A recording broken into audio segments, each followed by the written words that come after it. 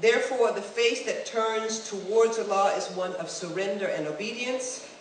And from the perspective of our relationship with each other and the rest of creation, we are Khalifa, morally responsible agents. However, this motto is clear only if we understand that we cannot be Khalifa of Allah unless we surrender first as servants of the divine will. If that divine will gives precedent to his mercy over his wrath, then we fulfill our agency by becoming full exemplaries of these feminine divine names or attributes. In our world today, the power politic has won over all other modes of human interaction. We are all about control and dominance. For some, we say, unless we can gain control over our nation's destiny after the long arms of colonialism, then we will continue to be dominated by others far into our way of life who only want to exploit our resources without honoring our cultures. Many Muslim countries and countries of Asia and Africa were afflicted by colonial domination. And yes, for practical reasons, our countries must be in our own hands. But there is a disjuncture when the oppressor leaves our land and then we become the oppressors over our own people. This was common in the 20th century. So we must at one and the same time take full moral, political, and economic responsibility, but we must do so in the spirit of these divine attributes of forgiveness, compassion, and care. This caring for one another is exemplified par excellence in the ways in which historically and culturally the mother has been depicted. From the arduous task of labor to bring forth the new life, a woman then suckles the child from her own bosom. The prophet even answered the one who asked, "Who is the one to whom I must give the greatest honor?" by stressing, "Your mother," 3 times before saying, "Then your father." However, like the divine feminine attributes, that which is most honorable about the mother, beyond the mere miracle of biology, is this notion of love and compassion, the one who takes care. Thus, caregiving is what is needed, and again is demonstrated even by Allah's own attributes. What we should strive for then is emulating the characteristics of nurturance and care previously exclusively defined by mothering.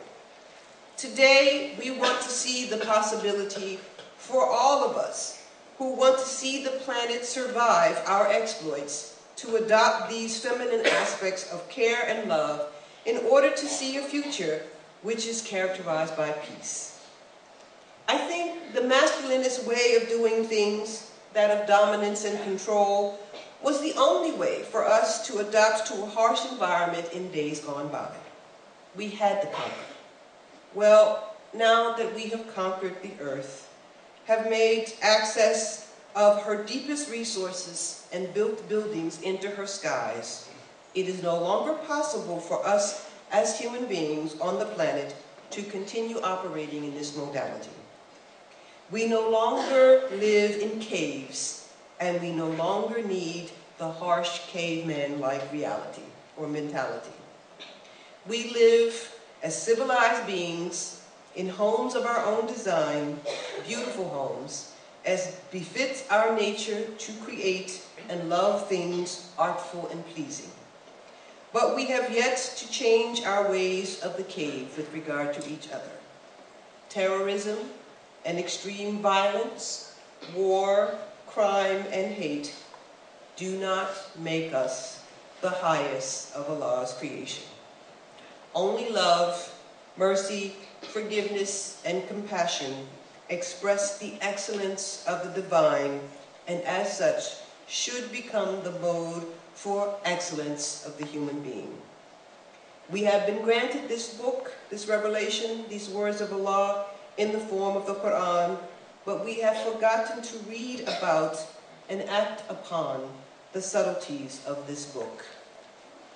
I was most fascinated as a person who came to Islam by choice, but especially because of the wisdom of the Quran. I was most fascinated by the fact that the Lord of all the worlds, Rabbul Alameen, was also the one to take note of the pattern that a leaf takes on its way down to the ground. As the daughter of a Christian minister, I was raised with the God of love. So naturally, when choosing my own name, I took the attribute of Allah that means loving, Wadud. But then I entered into the world of Muslims and had to strive hard to see where this love and mercy was the policy of the day.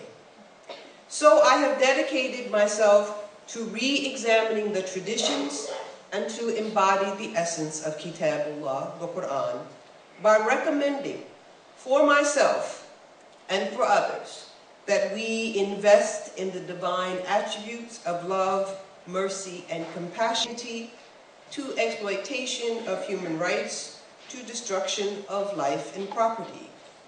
That is perhaps why the spiritual tradition of Islam, at the Tasawwuf, stress the Jamal attributes of Rububiyyah.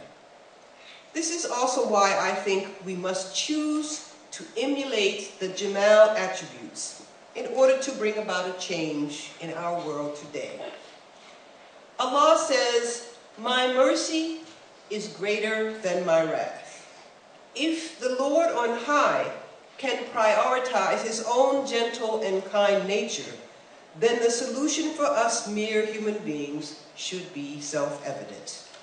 We need a gentler, kinder humanity. We need to learn the valuable lessons of interdependency and mutual support for one another. Thus, we see the feminine characteristics of Allah, those names like love, compassion, mercy, and forgiveness are those which we should stress because we are so tightly interrelated. No action performed anywhere on the earth goes unnoticed at some deep cosmic level at other places on the earth. Take the environment. We have depleted the earth's resources in the last 50 years more than thousands of years before that. Who knows how this will affect us ultimately? Moreover, each of us lives in communities, from our immediate families to our neighbors to the nations, all a part of the great ship, the planet Earth. If every surah in the Quran, except one, begins in the name of Ar-Rahman Ar-Rahim, the most merciful, the most compassionate, then even this ultimate and divine source of guidance is tempered, not only by the power and glory of Allah, but by her mercy and kindness. If you think about it again, this is self-evident. It is clear that for us to lower the wings of mercy over our fellow human beings is by far more excellent than to destroy one another. Here is how this construction works. On the one hand, we are morally responsible, or Khalifa, on the earth. On the other hand, the Quran makes it clear we cannot fulfill this agency unless we observe the other human characteristic described over and over in the Quran, the role of servant, or abd. We are abd of Allah, willing and devoting servants of His divine essence, Azat. We perform our worship and devotion through our moral agency or khilafah on the earth. There is a duality in our role of human beings, reflected in our ibadah, our worship and our service, and our khilafah, our agency and responsibility. Some of the Sufis have depicted this dual role of the human being to show that from the perspective of our relationship with Allah, we are abd. Therefore, the face that turns towards Allah is one of surrender and obedience. And from the perspective of our relationship with each other and the rest of creation, we are khalifa, morally responsible agents. However, this motto is clear only if we understand